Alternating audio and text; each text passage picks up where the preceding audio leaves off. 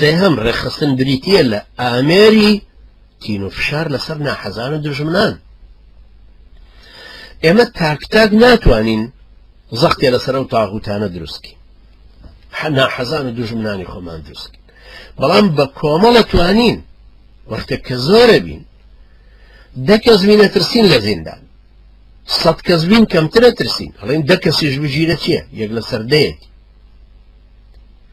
ئەگەر 1000 بووین و 100 کەس گیرە، 100 کەسەکە قەڵەباڵغیەکی گەورەتر دروستەکە، بە شەرتێ 900 کەسەکەی تر بەردەوام دیفاعی لێ بکەن. بەڵام ئەگەر لێی گەڕین هەر بەو شێوەیە، هەمووی وەکو کاگوەلی زاخۆی لێ دێ ئەمێری زیندانیانی سیاسی لە کوردستان کە ئەوە 10 مانگ و 10 ساڵ و چەند مانگێکی تەکمیلە کردووە لە زیندانی پارتی تاغوت کە ئێستا 30 قسوور کیلۆی ماوەت، 10 ساڵی کاملە لە زیندانایە بێ ئەوەی تۆمەتی هیچ شتێکی بخرێتە تاڵ، بێ ئەوەی عسکەری بوو بێ، نە پێشمەرگایەتی کردووە نە عسکەری کردو. ئەم پیاوە گەر سایقی بن لادنیش وایە ئێستا لە ئێمە نەخولایەوە سوڕایەوە.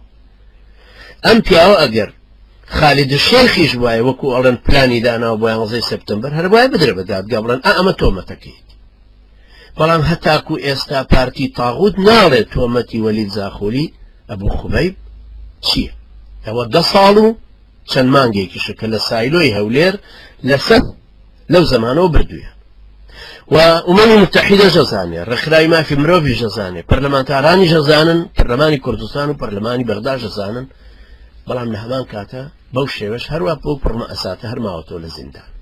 ئەمە ئەگەر بێت و قووەتێک هەبوایە 2 بارزانی بفڕانایە بالمقابل سجنی بکردنا لە ئەشکەوتێکە، ئەو کاتە پارتیە کەوتە مساومەی ئەوە کە چۆن بەریت.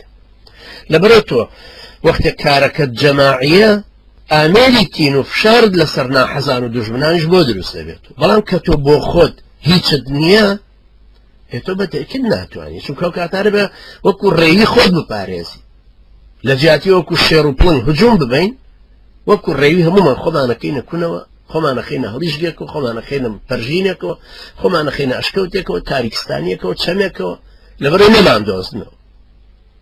بەڵام ئەگەر بووین بە کۆمەڵەیەکی ڕێکخراوی منەظەمی ساحەب بەرنامەجی فکر و قەناعات و زیادکردن و ئامانج و قۆناغ و استراتیجەت و ئیدارە و مرکزیەتی کار و پارە و هەموو شتێکمان دیاری کردبوو تێ، ئێمە ڕۆینە پێشترە بکات.